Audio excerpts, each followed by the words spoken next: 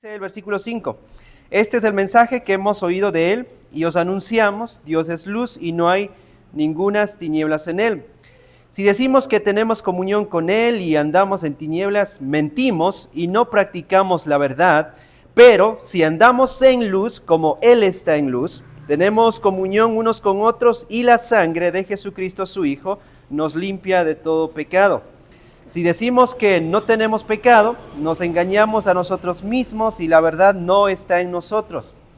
Si confesamos nuestros pecados, Él es fiel y justo para perdonar nuestros pecados y limpiarnos de toda maldad. Si decimos que no hemos pecado, le hacemos a Él mentiroso y su palabra no está en nosotros. Hijitos míos, estas cosas os escribo para que no pequéis. Y si alguno hubiere pecado, abogado tenemos para con el Padre a Jesucristo el justo. Y Él es la propiciación por nuestros pecados, y no solamente por nuestros pecados, sino también por los de todo el mundo. Estamos estudiando ya, vamos a decirlo así, en la segunda sección. Primero vimos un poquito, versículo del 1 al 4, las marcas de un verdadero creyente. Versículo 1 y 4 vemos como la primera marca o el primer distintivo. Un creyente genuino tiene una perspectiva bíblica o una perspectiva correcta de Cristo, es decir, un creyente debe creer que Jesucristo es Dios y que Jesucristo es hombre. Y a partir del versículo 5 empezamos a mirar a la segunda marca, es decir, un creyente genuino, verdadero, tiene una perspectiva bíblica o correcta acerca del pecado. Y vimos el versículo 5, es decir, un creyente genuino que tiene una perspectiva correcta del pecado, pues empieza haciendo la afirmación, ¿no es cierto?, reconociendo que Dios es santo, Él es luz, no hay ninguna tiniebla en Él. Y para resumir un poquito lo que hemos visto, ¿quién es el que establece el estándar moral para la iglesia o para sus hijos? Dios. Él es Dios. Él es el único que puede definir cómo debe andar un creyente. La sociedad o nosotros mismos no podemos definir, no podemos marcar el estándar de cómo debemos comportarnos, solo Dios.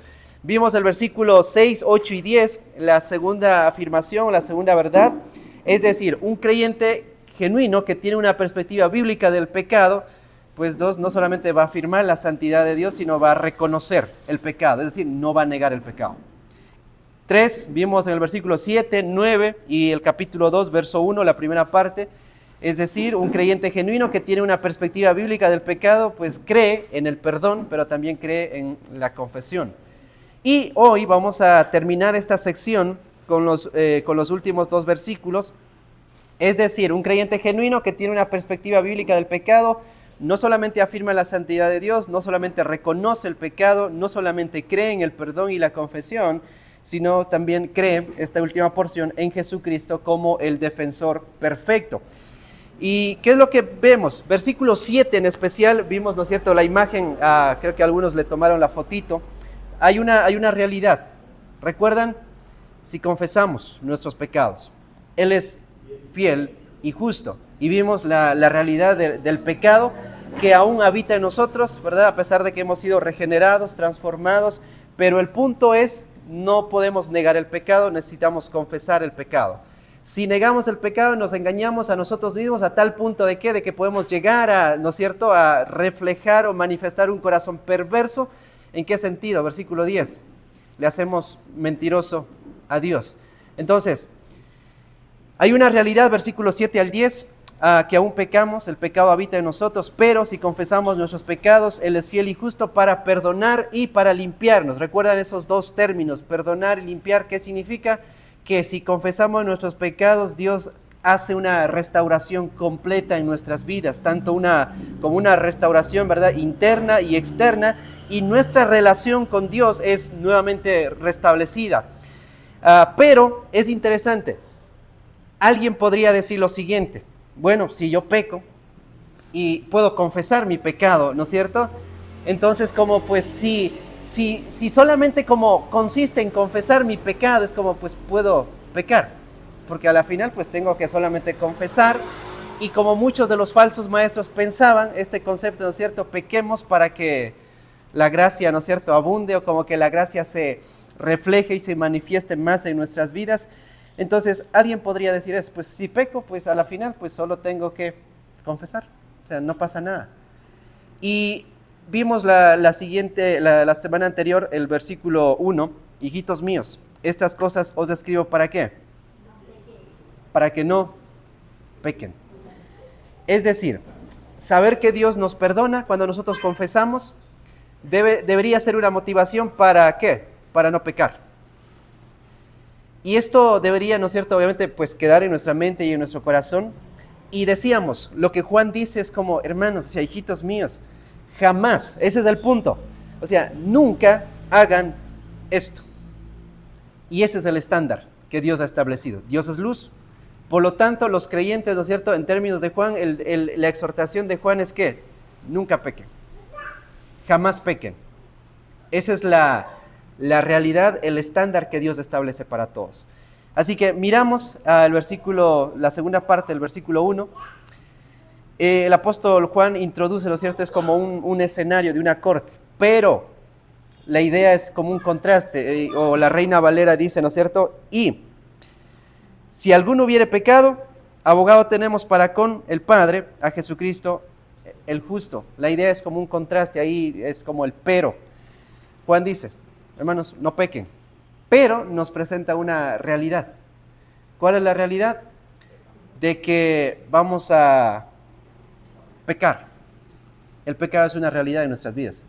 Porque si decimos que no pecamos o que no tenemos pecado, o no solamente que no pecamos y no tenemos pecado, sino que cuando minimizamos nuestro pecado y ponemos otra etiqueta al pecado, ¿no es cierto? ¿Qué etiquetas? ¿Recuerdan de las... ¿Ya? Debilidades, fallas. En la psicología, recuerdan, les di una lista de etiquetas, ¿no es cierto? De trastornos, ¿no es cierto? Todo eso es pecado. Todo eso lo único que hace es como minimizar la responsabilidad, quitar la responsabilidad del pecado. Entonces, si alguno peca, ¿qué significa eso? Pues que en algún momento, ¿no es cierto?, alguien va a no cumplir el estándar que Dios ha establecido. Versículo 5. ¿Cuál es el estándar que Dios ha establecido? Para nuestra moral, para nuestra conducta. Debemos andar en luz, como Él mismo está en luz. ¿Qué significa eso? Pues en términos generales, una santidad perfecta. Pero otra vez Juan establece, y ojo con eso, si alguno peca, ¿qué significa eso? Decíamos, ¿no es cierto?, pecado, por lo menos la semana pasada lo describíamos de 3 maneras. ¿De qué maneras podemos pecar en términos generales? 3 maneras. Pensamientos, palabras y hechos o acciones. Entonces, cuando el apóstol Juan dice, ¿no es cierto?, si alguno peca, es decir, no cumple el estándar moral de Dios en estas 3 cosas. Puede ser pensamientos, puede ser acciones o puede ser hechos. Es decir, pecado no solamente es cuando nosotros, pues, digamos, hacemos algo malo.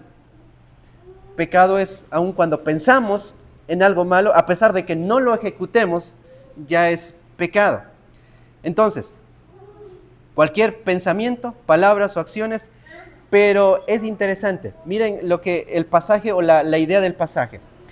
Si alguno peca, pero si alguno peca, el pasaje no dice, y la idea no es, si alguna persona, ¿verdad?, vive como en constante pecado, es como su práctica habitual, su vida. No, el pasaje es como si alguno en algún momento determinado de su vida peca. Eso es importante.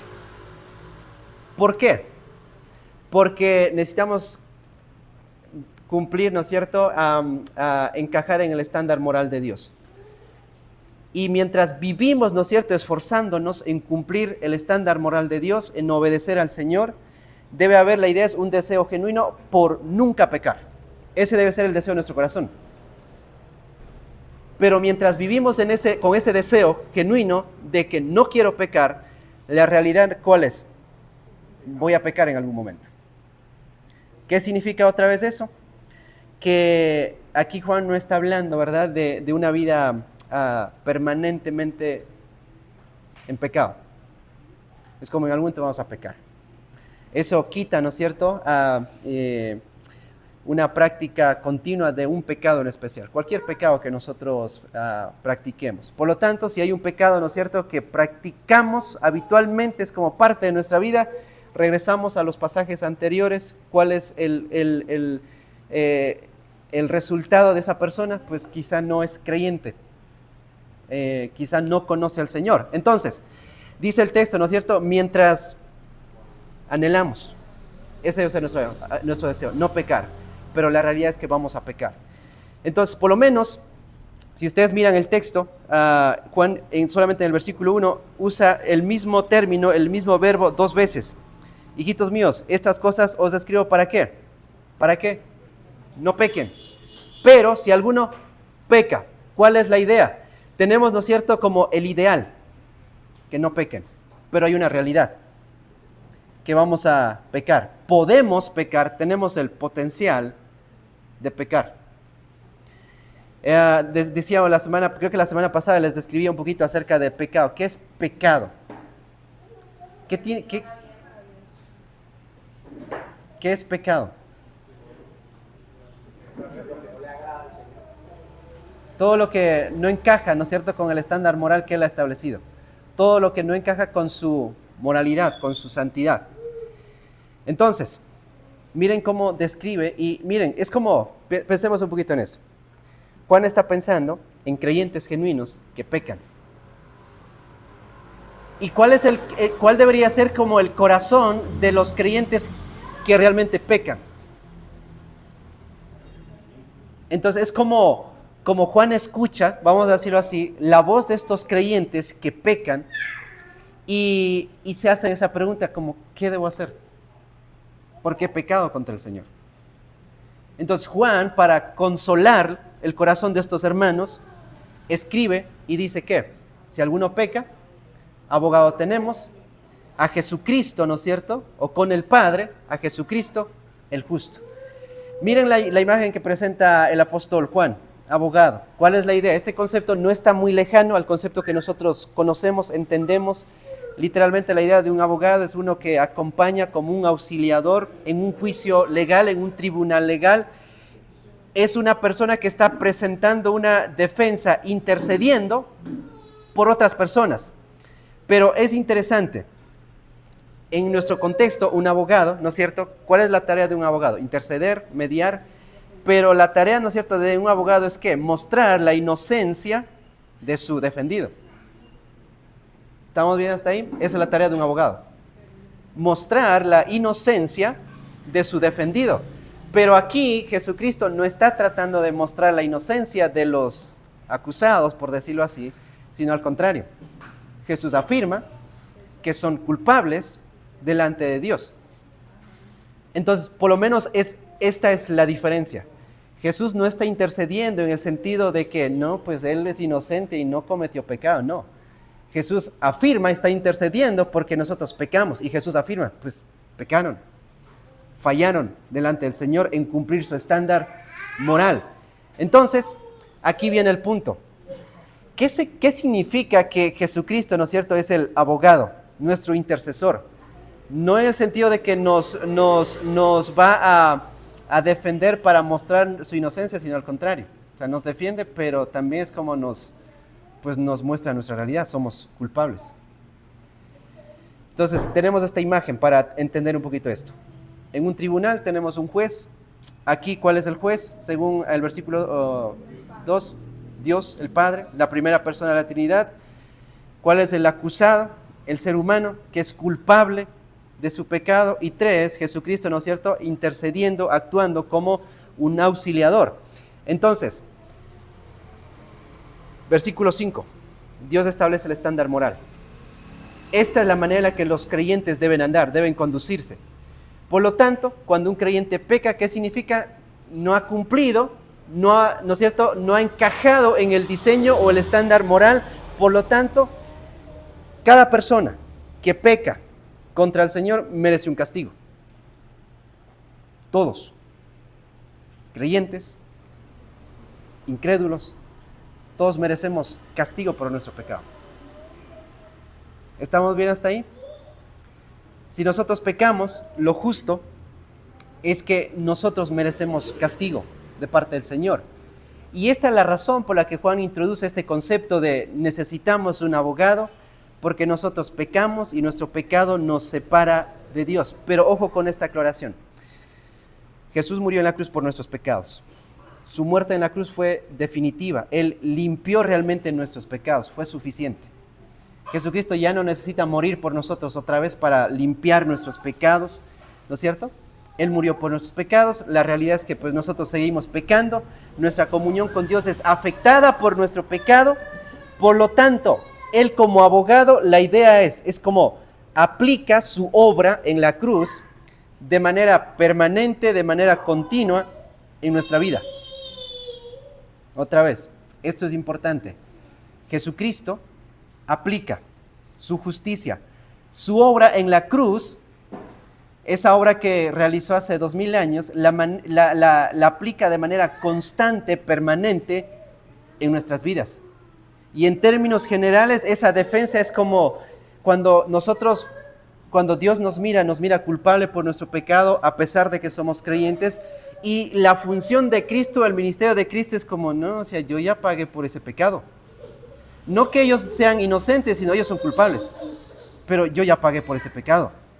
Yo pagué por ese pecado que ellos cometieron, ¿no es cierto? En términos generales, Jesús pagó por nuestros pecados pasados, presentes y futuros. Entonces, es una defensa en el sentido que Jesús está aplicando otra vez su obra a nuestra vida de manera permanente, de manera continua.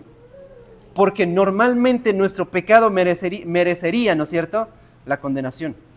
Entonces, tenemos aquí identificado por Juan a Jesucristo el justo, es decir, Él es el único calificado para interceder por nosotros, presenta su justicia, su sacrificio como la base, el fundamento para nuestro perdón. Entonces, vemos aquí el ministerio de Jesucristo presentando como constantemente como el valor de su sacrificio en la cruz por nosotros.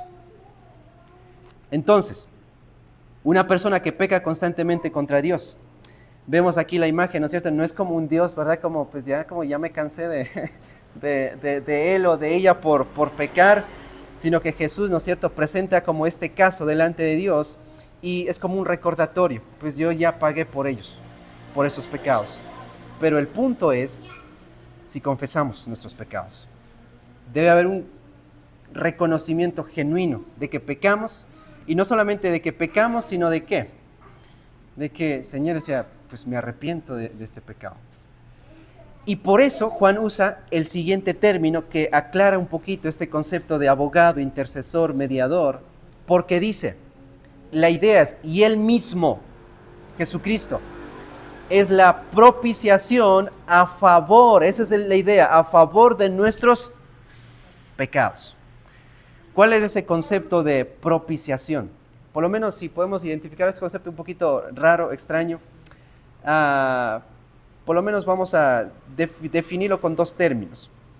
Satisfacer o aplacar. Ese es como el concepto más general. Y Él es la propiciación. La idea, ¿no es cierto?, aplacar o satisfacer. O como muchos dicen, es algo que se hace como para conseguir el favor de Dios.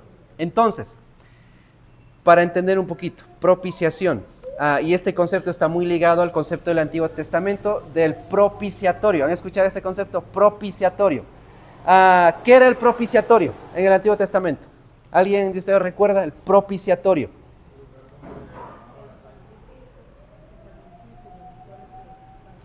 El propiciatorio era una tapa que servía para tapar el arca, donde estaba por lo menos tres elementos. Estaba la ley, estaba el maná y estaba la vara de Aarón. Entonces, el propiciatorio era esta tapita que servía, ¿no es cierto?, para cubrir el arca, donde estaba, pues en términos generales, la ley. ¿Cuál era la imagen o la ilustración? Es decir, este propiciatorio, cubría, ¿no es cierto? Era como vamos a decirlo, como el intermediario entre Dios, la gloria de Dios y la ley quebrantada. Es decir, el ser humano no podía cumplir la ley. Por eso vemos en los sacrificios, ¿no es cierto? Los sacerdotes, ¿qué hacían los sacerdotes? Cuando la nación de Israel traía las ofrendas, los sacrificios, ¿qué hacía? Ellos sacrificaban y ¿qué hacían? Rociaban el propiciatorio, la tapita, ¿no es cierto?, con sangre. ¿Por qué? Porque eso significaba, ilustraba, ejemplificaba la expiación de los pecados. Es como esa imagen cubría, mostraba, ¿no es cierto?, que los pecados de esas personas quedaban cubiertas. Esta era la función del propiciatorio. Entonces la sangre, ¿no es cierto?, quedaba entre Dios, la gloria de Dios misma, y su ley quebrantada. Es decir, el hombre no podía quebrantar la ley, pero el hombre quebrantó la ley. Entonces, esta es la imagen que presenta y trae Juan a la mente. Recuerdan, Juan es un judío. La sangre de los animales no aplacó la ira de Dios, porque la ira de Dios venía sobre el ser humano. Pero esos sacrificios en el Antiguo Testamento no aplacaron la ira de Dios. Esto era simplemente un recordatorio para la nación de Israel, específicamente porque en el futuro iba a venir el sacrificio perfecto, que sí iba a satisfacer, que iba a aplicar, iba a ser propicio, ¿no es cierto?, para que la ira de Dios no venga sobre los seres humanos y en este caso sobre los creyentes. Entonces Juan usa este ejemplo y Juan, recuerdan en el Evangelio, presenta a Cristo, ¿no es cierto? Aquí viene el Cordero, ¿no es cierto?, que quita el pecado del mundo. Entonces tenemos aquí, pensando en Juan, él era un judío, pero también en las religiones paganas, para aplacar del Dios, como ellos decían, pues el Dios está airado y como el Dios estaba airado, ¿cómo se manifestaba? Pues había terremotos, ¿verdad?, tsunamis, y para aplacar la ira de ese Dios, que hacían en el contexto pagano, ¿verdad?, se presentaban sacrificios. Y es interesante, la Biblia, ¿no es cierto?, identifica a los seres humanos como, Efesios capítulo 2, como hijos de ira. Es decir, el ser humano en términos generales merece recibir la ira de Dios. ¿De qué manera? ¿Cómo se ve manifestado que Dios derrama su ira sobre la humanidad? ¿De qué manera? ¿Cómo la ira de Dios va a ser satisfecha? De dos maneras. La ira de Dios, la primera manera, ¿no es cierto?, es satisfecha cuando todos los pecadores no arrepentidos sufran en el castigo, en la condenación eterna. Dos, la ira de Dios es satisfecha por el castigo que, ¿no es cierto?, que sufrió nuestro Señor Jesucristo. Entonces, para resumir todo eso, Juan dice, y Él es la propiciación. Jesús aplacó la ira, satisfizo la ira de Dios que venía sobre nosotros, y Dios derramó toda su ira, no sobre nosotros, sino sobre ¿quién? Sobre Jesucristo mismo. Por eso Juan dice, Él es nuestro intercesor, Él es nuestro abogado, porque Él mismo es nuestra propiciación, Él pagó nuestros pecados, Él murió por nosotros. Como consecuencia, la ira de Dios quedó, ¿qué? Completamente satisfecha. Por eso, Pablo en Romanos capítulo 8 dice, pues ahora ya no hay condenación para nosotros que estamos en Cristo Jesús. Ya no hay condenación, pero sí hay condenación para aquellos que no creen en Jesucristo, que no se arrepienten, que rechazan, en términos de Juan, como estamos viendo. ¿Por qué las personas van a la condenación? Pues en su fin último es ¿por qué? Porque amaron más las tinieblas que la luz. Y este concepto de propiciación, Romanos aclara un poquito más, capítulo 3, versículo 24 y 26, dice, miren, siendo justificados gratuitamente por su gracia, mediante la redención que es en Cristo Jesús, a quien dice, miren, Dios puso como propiciación por medio de la fe en su sangre, para manifestar su justicia, a causa, dice, de haber pasado por alto en su paciencia, miren, a causa, dice, de haber pasado por alto en su paciencia los pecados pasados, con la mira de manifestar en este tiempo su justicia, a fin de que Él, dice, sea el justo y el que justifica al que es de la fe de Jesús. ¿Cuál es la idea de Romanos capítulo 3, versículo 24 y 25? Dice Dios, ¿no es cierto? Dios dice que en un momento dado colgó a su Hijo en aquella cruz por nuestros pecados. La idea es Dios exhibió a Jesucristo públicamente. ¿Por qué? Porque la idea de Romano dice, ha pasado por alto el pecado, ¿no es cierto? Con la intención de ¿qué? De que llegado el momento determinado, Dios iba a satisfacer toda su ira a través de Jesucristo. Y los pecados iban a quedar pagados o cubiertos. Entonces, la ira de Dios ha quedado satisfecha.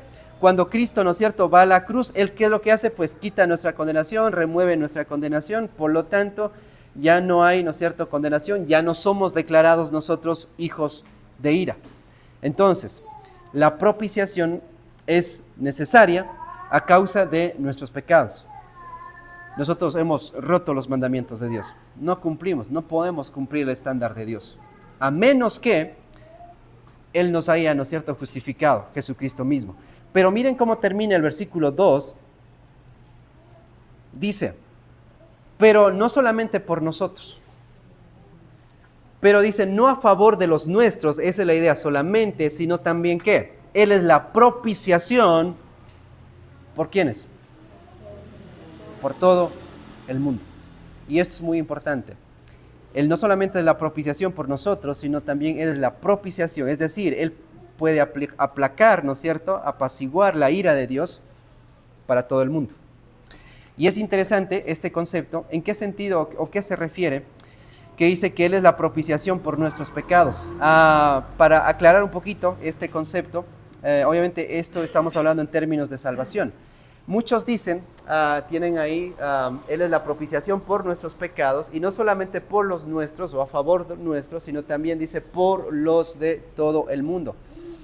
Muchos con este pasaje mencionan y dicen lo siguiente, que la propiciación para todo el mundo se refiere que la salvación dicen, es como ilimitada para absolutamente todas las personas. Es decir, Cristo provee, dicen muchos, una salvación, y usan este término, una salvación potencial para que todas las personas, sin excepción en el mundo, puedan salvarse. ¿En qué sentido? Vamos a decirlo Dios dice, mira, como este techo, mira, ahí está la salvación. Potencialmente Él ha muerto Jesucristo por todos, y es como dicen, pues ahora depende del ser humano como de agarrar la salvación o no agarrar.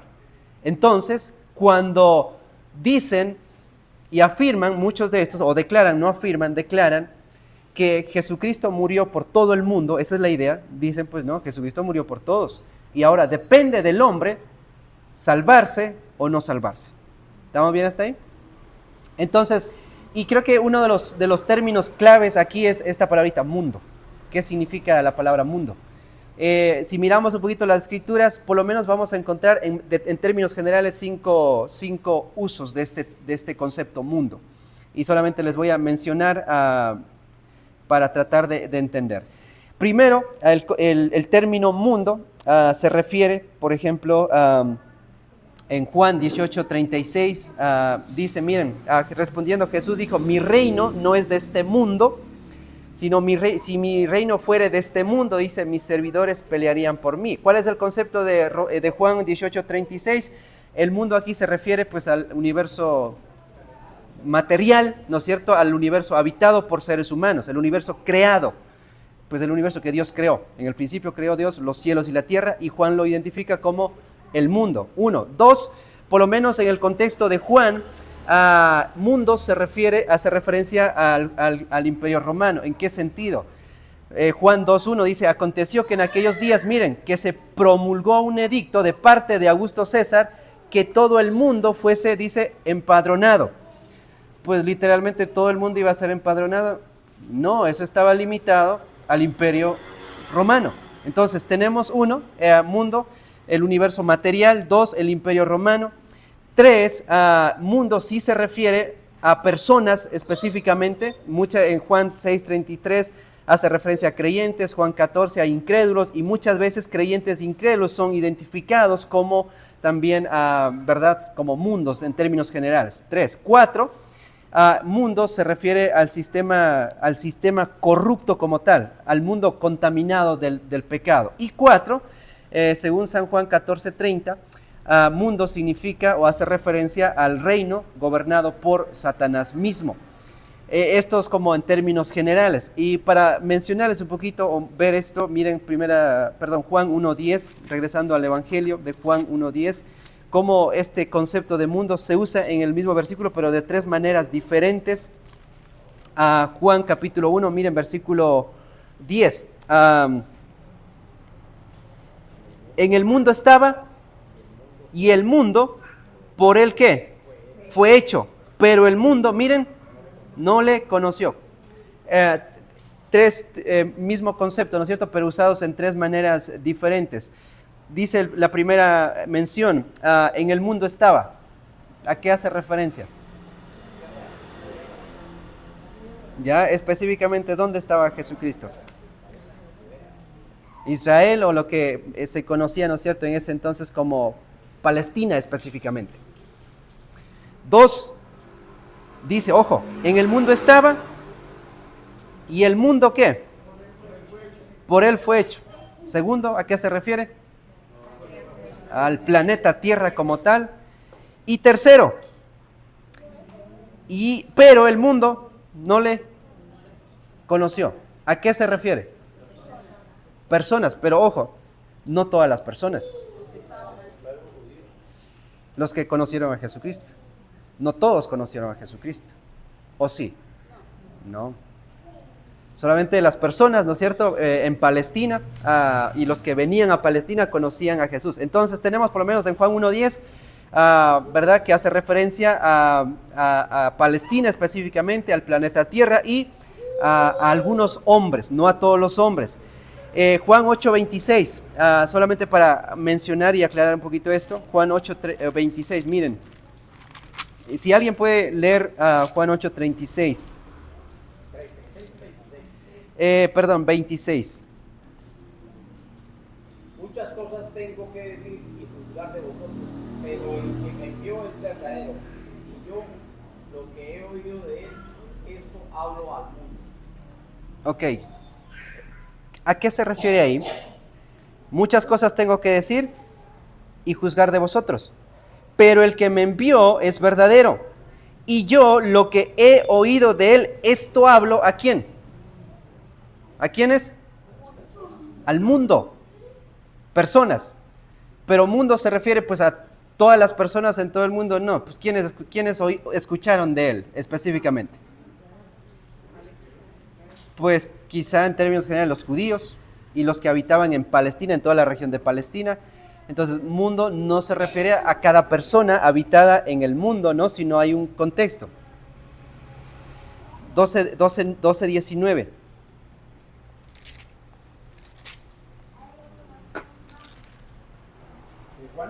Juan, el mismo libro, 12:19. Miren lo que dice. Pero los fariseos, ¿no es cierto?, dijeron entre sí, ya veis que no dice qué, no conseguís nada. Mirad, el mundo, ¿no es cierto?, se va ¿qué? Tras él. Pues literalmente el mundo iba tras él, pues no.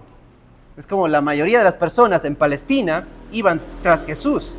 Entonces el mundo no siempre se refiere a cada persona habitada en la tierra.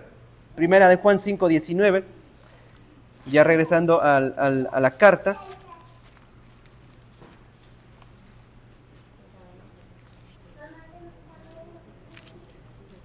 Primera de Juan 5:19. Miren, sabemos que somos de Dios, ¿no es cierto? Y el mundo entero está bajo el maligno. ¿Qué significa eso? El mundo entero está bajo el maligno. ¿Eso significa que todas las personas habitadas en la tierra están bajo el maligno o estaban bajo el maligno en el tiempo de Juan? ¿Sí o no? No, porque pues habían creyentes. O sea, los creyentes ya no están bajo el maligno. O en términos de Juan, ¿no es cierto?, ya no están bajo el poder del maligno. Entonces, ¿qué significa eso? Que mundo, ¿no es cierto?, no siempre hace referencia como a todas las personas habitadas en el mundo. Siempre el contexto va a definir, pues, qué es el mundo como tal. Y uno de los pasajes que nos va a ayudar un poquito a aclarar esto, San Juan 3:16, un pasaje conocidísimo para nosotros. Porque de tal manera amó Dios al mundo que ha dado a su Hijo unigénito para que todo aquel que en Él cree no se pierda, mas tenga vida eterna. Porque de tal manera amó Dios al mundo. ¿Qué mundo? De todas las personas habitadas en el mundo, ¿a qué se refiere? Hay un contexto. ¿Recuerdan la conversación de los versículos anteriores? Jesús, ¿con quién está hablando? ¿Con quién está hablando? Nicodemo.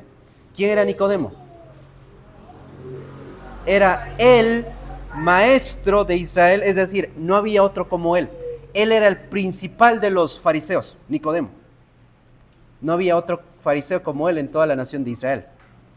Hablando con Nicodemo, ¿no es cierto? Y en el contexto de Nicodemo, ¿por qué?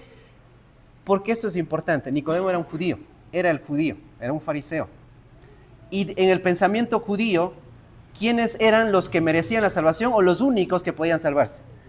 Pues los judíos, los gentiles no entraban en el plan de Dios en su mente. Y en ese contexto, San Juan 3:16, porque de tal manera amó Dios al mundo, no se refiere a personas en especial, sino como estas dos nacionalidades, judíos y gentiles. Es decir, la salvación ahora es para ¿quiénes? Pues para judíos y para gentiles. Estos dos grupos, dos entidades, vamos a decirlo, dos nacionalidades. Pero eso no significa que, porque de tal manera amó Dios al mundo, se refiere a cada persona en especial que habitaba en el mundo. No, está mundo resumido en estas dos nacionalidades, judíos y gentiles. Y regresando a 1 de Juan capítulo 2, versículo 1, es interesante que en Juan el término mundo se refiere, se menciona 23 veces, y la mayoría, 17 veces, hace referencia al sistema como tal, al mundo corrupto, gobernado por Satanás. Y solamente en cuatro ocasiones hace referencia a personas, ¿verdad?, habitadas en el mundo. Pero también otra vez, Juan, ¿no es cierto? ¿Quién era Juan? Judío. Era judío, eso es muy importante. Por ejemplo, capítulo 2, versículo 7, esto es conocido, ¿no es cierto? Primera de Juan, capítulo 2, versículo 7. ¿Qué es lo que dice?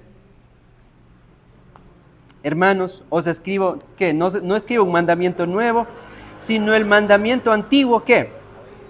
Que habéis tenido desde el principio. Este mandamiento antiguo es la palabra que habéis oído desde, ¿qué? Desde el principio. Esta carta, ¿no es cierto? Escribe esta carta a los que habían escuchado, pues, el Evangelio, o en términos de Juan, el mandamiento, ¿no es cierto? ¿Quiénes fueron los primeros que escucharon como el Evangelio? ¿Judíos o gentiles? Judíos. Al principio de la iglesia no habían gentiles.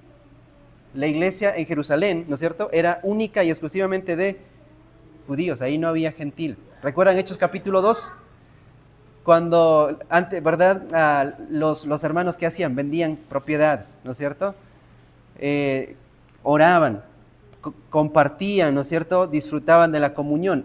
En el contexto de Hechos no había gentil. Todo eso era única y exclusivamente una comunidad de creyentes judíos. Apenas los gentiles empiezan a ingresar, ¿no es cierto?, al reino, por decirlo así, en Hechos capítulo 10, cuando ya los gentiles empiezan a creer en Jesucristo. Entonces, la iglesia de los primeros años era exclusivamente judíos. Y Juan, ¿verdad?, pues hace referencia, pues capítulo 2, versículo 7, que la palabra fue escuchada por los judíos, pero también Juan hace referencia, si ustedes miran el capítulo 2 que estamos mirando, hijitos míos, estas cosas os escribimos para que no pequéis, si alguno ha pecado, ¿verdad? Abogado tenemos para con nosotros a Jesucristo el justo, y Él es la propiciación. ¿Por qué?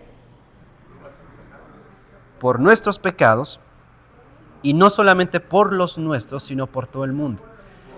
¿Quiénes están incluidos aquí cuando Juan dice, y Él es la propiciación por nuestros pecados? Pensando un poquito en el pensamiento de Juan. Judíos. Pero no solamente la salvación, la propiciación es para los judíos. La propiciación es también para los gentiles. La salvación también es para los gentiles. Y es interesante que Juan también advierte en el capítulo 2, versículo 19, de esto es importante.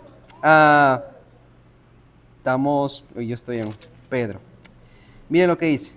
Salieron de nosotros, pero no eran de nosotros, porque si hubieran sido de nosotros, ¿qué?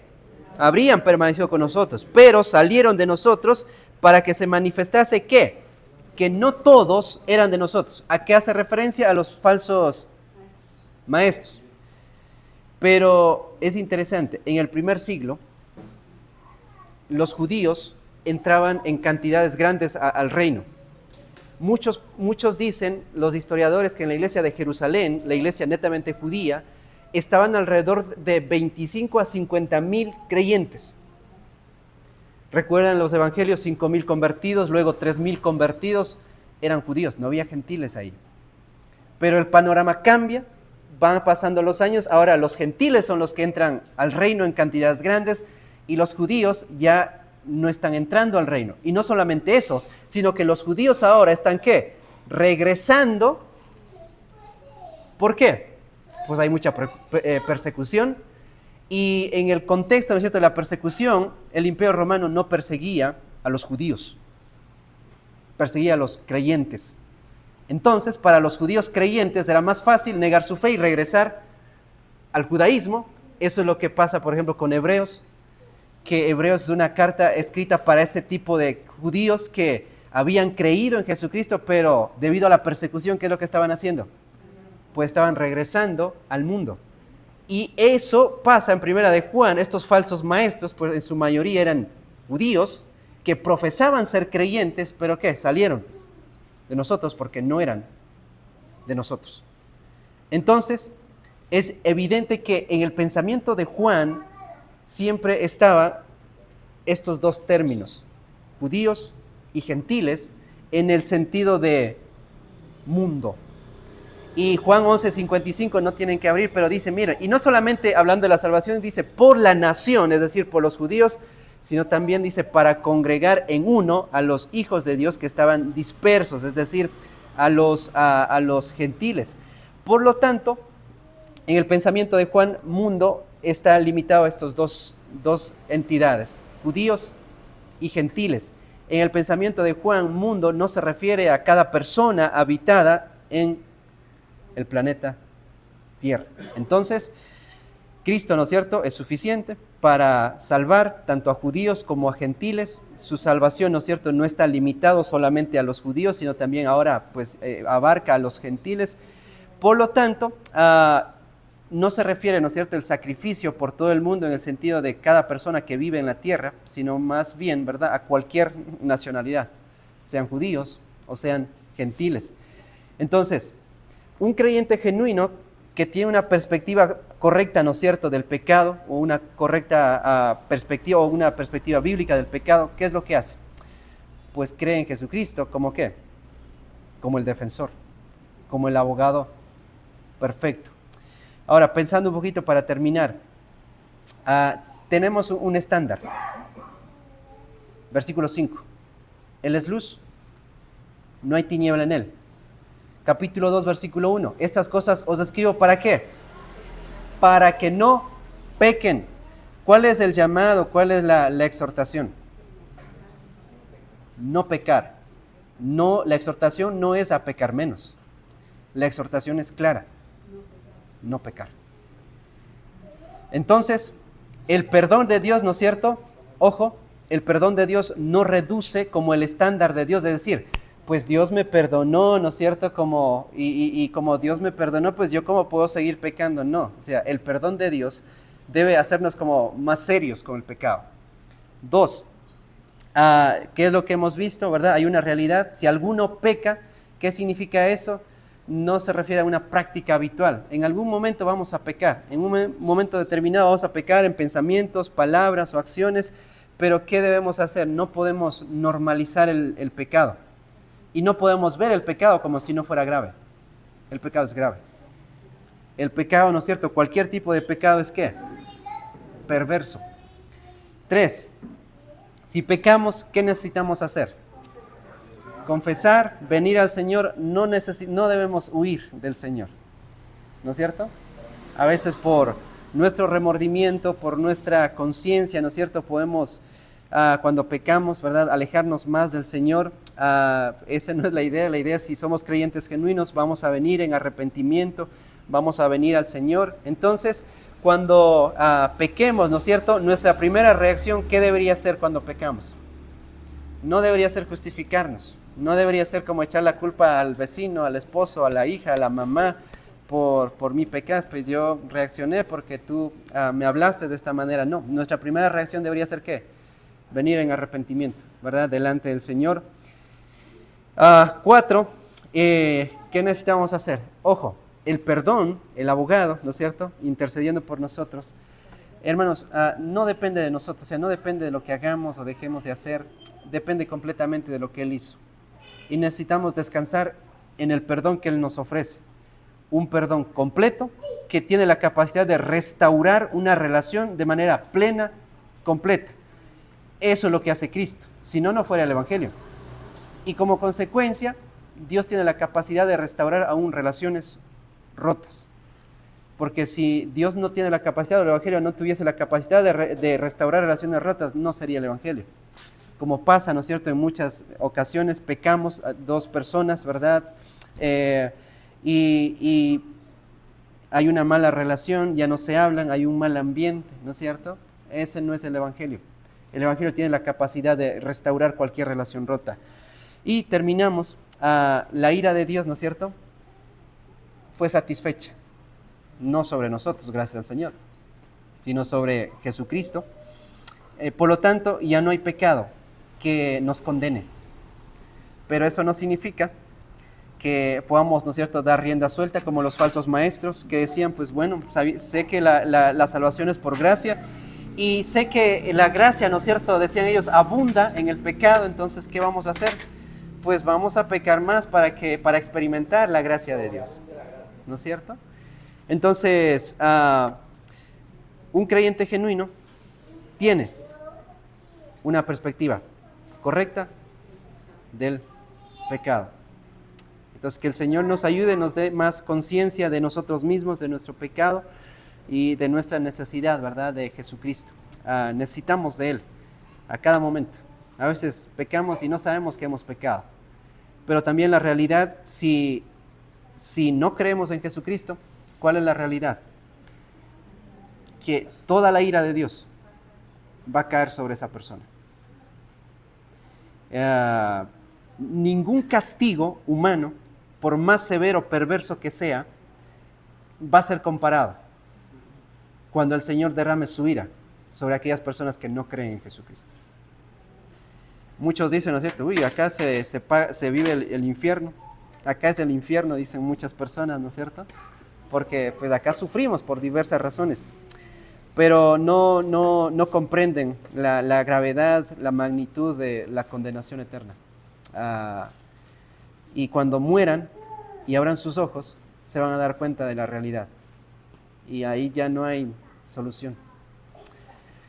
Oramos. Padre, te damos gracias en esta noche. Gracias, Padre, por tus bendiciones, por tu palabra. Gracias por el Evangelio. Gracias por Juan, por esta carta preciosa.